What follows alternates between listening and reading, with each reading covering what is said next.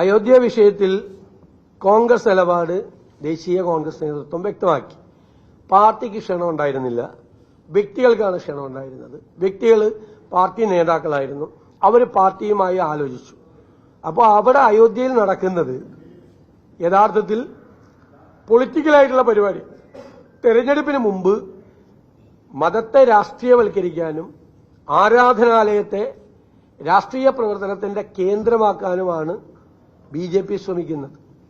അങ്ങനെ ചെയ്യുന്ന ഒരു നടപടിയോട് നമുക്ക് യോജിക്കാൻ പറ്റില്ല എന്നാണ് ഞങ്ങളുടെ നിലപാട്.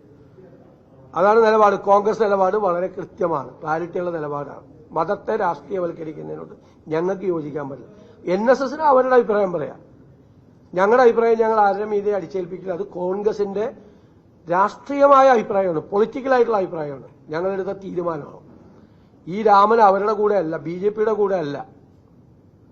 ഹേ റാം എന്ന് പറഞ്ഞ് ചുണ്ടനക്കത്തോടുകൂടി ഗാന്ധി മരിച്ചു വീണ ബിർള മന്ദിരത്തിന്റെ ഇടവഴിയിലാണ് രാമൻ നിൽക്കുന്നത്. ഞങ്ങളുടെ രാമൻ അവിടെയാണ്. BJPയുടെ രാമൻ രാഷ്ട്രീയ ലാഭത്തിന് വേണ്ടി സൃഷ്ടിക്കപ്പെട്ട രാമനാണ്. രാമൻ ഇന്ത്യയിലെ എല്ലാവർക്കും മതവിശ്വാസമുള്ള എല്ലാവരുടെയും ഹിന്ദുമത വിശ്വാസികളുടെ ആരാധ്യ പുരുഷനാണ് രാമൻ. രാമനോടല്ലല്ലോ പ്രശ്നം, അയോധ്യയുടെ അല്ലല്ലോ പ്രശ്നം ഈ ക്ഷേത്രത്തെയും മതത്തെയും രാഷ്ട്രീയവൽക്കരിക്കാൻ ശ്രമിക്കുന്ന സംഘപരിവാറിന്റെ ശ്രമത്തോടാണ് ഞങ്ങൾക്ക് അവിയോജിപ്പുള്ളത്. അത് ഞങ്ങളുടെ നിലപാടാണ്, പൊളിറ്റിക്കലായിട്ടുള്ള നിലപാട്. ഞങ്ങൾ ആലോചിച്ചെടുക്കുള്ളൂ എന്ന് ഞങ്ങൾ പറഞ്ഞില്ലേ. രാഷ്ട്രീയ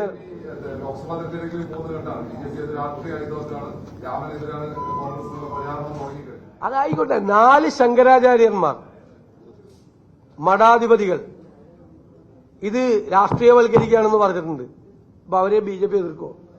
4 മഠങ്ങളിലെ ഇന്ത്യയിലെ 4 ശങ്കരാചാര്യർ, മറ്റേ ആദിശങ്കരാചാര്യരുടെ പിന്മുറക്കാരായിട്ടുള്ള അദ്ദേഹം സ്ഥാപിച്ച 4 മഠങ്ങളിലെ മഠാധിപതികളായ 4 ശങ്കരാചാര്യന്മാരും പറഞ്ഞിരിക്കുന്നത് BJP ഇത് രാഷ്ട്രീയവൽക്കരിക്കുകയാണെന്നാണ് ഗവൺമെന്റ്. മനസ്സിലായില്ലേ? അപ്പൊ ജനങ്ങൾക്കും ഹിന്ദു സമൂഹത്തിനും അത് ബോധ്യം വന്നിട്ടുണ്ട്.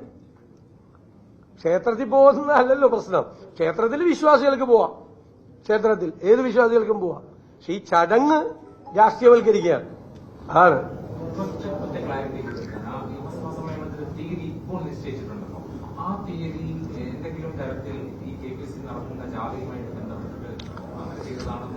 അല്ല, ഞങ്ങൾക്കൊരു അസൗകര്യം, അതുകൊണ്ട് ഉണ്ടാകുന്ന ഒരു അസൗകര്യം ഞങ്ങൾ സ്പീക്കറെയും പാർലമെന്ററി കാര്യ മന്ത്രിയെയും സംസാരിച്ചിട്ടുണ്ട്.